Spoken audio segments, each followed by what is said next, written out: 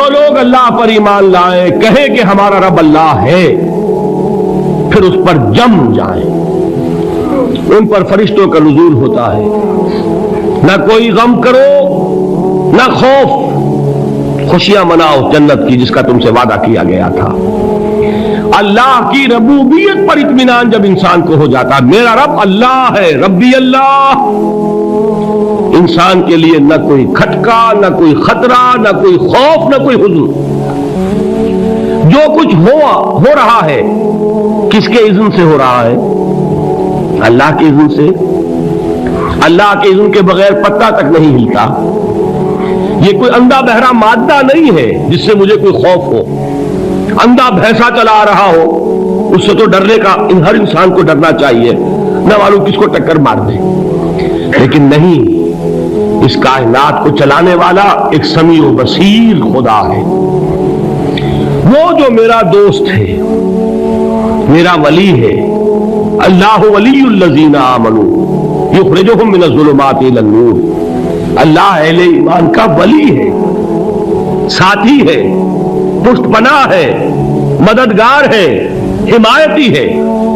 بتائیے جسے یقین ہو جائے کہ اللہ میرا مددگار، اللہ میرا محافظ، اللہ میرا پشت پناہ، اللہ میرا حمایتی، اس کے لیے کوئی خوف ہوگا؟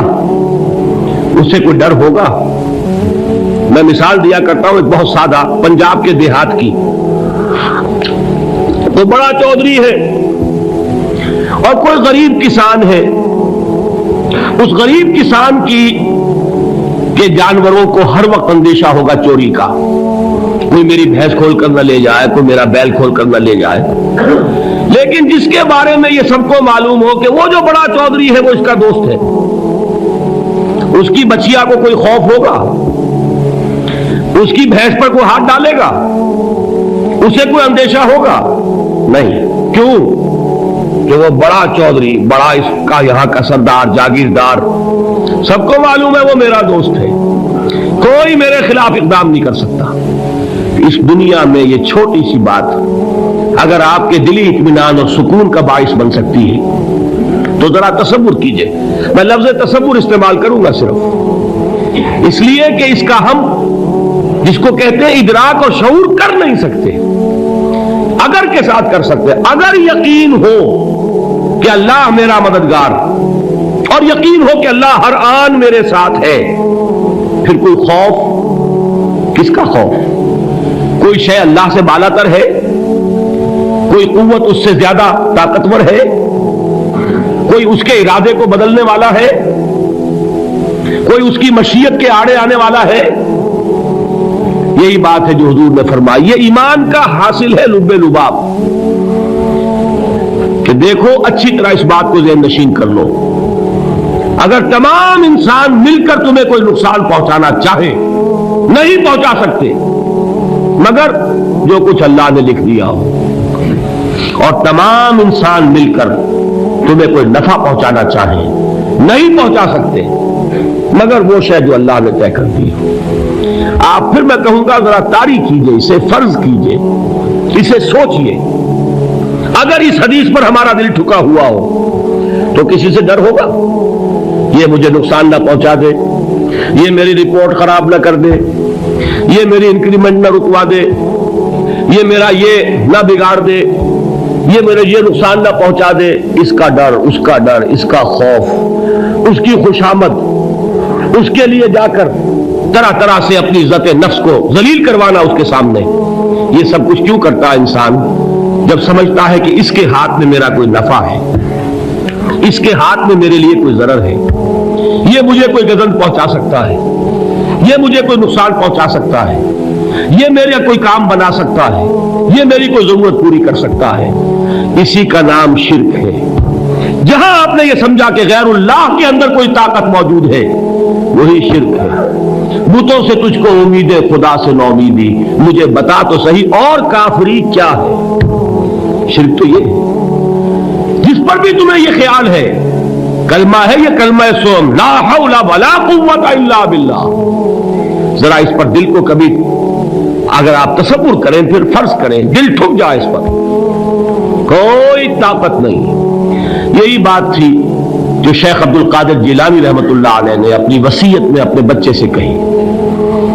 11ویں دینے والے ہیں لیکن حضرت شیخ عبد القادر جیلانی کی وصیت اور تعلیمات کو کتنے لوگ ہیں جانتے ہو؟ یہ جن مقامات تک پہنچے ہیں وہ کس چیز کی بدولت پہنچے؟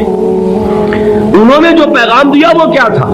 اے میرے بچے، جس طریقے سے قرآن مجید میں حضرت لقمان کی نصیحتیں جو ہے نقل کر دی گئی ہیں، میں یہ عرض کروں گا بالفرض اگر قرآن حضرت عبد القادر جیلانی کے بعد نازل ہوا ہوتا تو شیخ عبد القادر کی یہ نصیحتیں بھی قرآن میں درج ہوتی. اتنی اونچی نصیحتیں ہیں. اے میرے بچے، اس حقیقت کو ذہن نشین کر لے، لا فاعل فی الحقیقت ولا مؤثر الا اللہ. اس کائنات میں نہ کوئی فاعل حقیقی ہے نہ مؤثر حقیقی ہے سوائے اللہ کے. کسی شے میں کوئی تاثیر نہیں اگر اللہ نہ چاہے. آگ جلا نہیں سکتی اگر اللہ نہ چاہے. پانی ڈبو نہیں سکتا اگر اللہ نہ چاہے. زہر ہلاک نہیں کر سکتا اگر اللہ نہ چاہے. کوئی چیز فائدہ نہیں پہنچا سکتی اگر اللہ نہ چاہے.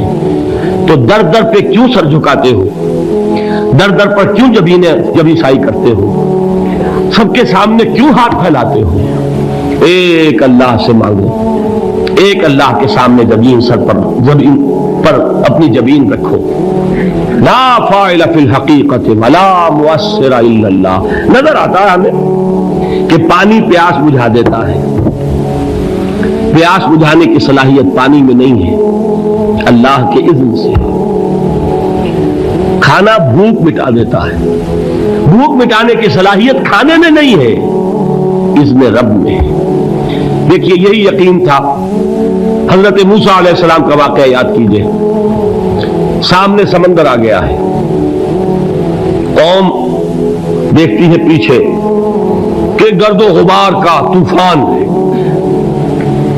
معلوم ہوا کہ فرعون اپنے لشکر سمیت آ گیا ہے. لشکر جب چلتا تھا تیز رفتاری کے ساتھ تو گرد و غبار کا جو طوفان اٹھتا تھا اس کا تصور کیجیے. اور لمحہ بلمحہ وہ قریب آ رہا ہے. پوری قوم نے کیا کہا؟ اے موسیٰ انا لمدرکون، اے موسیٰ ہم کو پکڑے گئے. قرآن مجید میں تو یہاں وہ باتیں نہیں لکھی ہیں لیکن تورات میں یہ درج ہے کہ بنی اسرائیل جھگڑنے لگے، دست و گریبان ہو گئے موسیٰ کے ساتھ. موسیٰ ہمیں یہاں مروایا لا کر، اس سے تو ہم ہی بہتر تھے. وہاں کھانے کو ملتا تھا، زندگی تو تھی، بیگار ہم کر رہے تھے، موت تو نہیں تھی. اب جو کچھ ہوگا اس کا تصور کرو، جس طریقے سے ہمارے ٹکڑے اڑائے جائیں گے.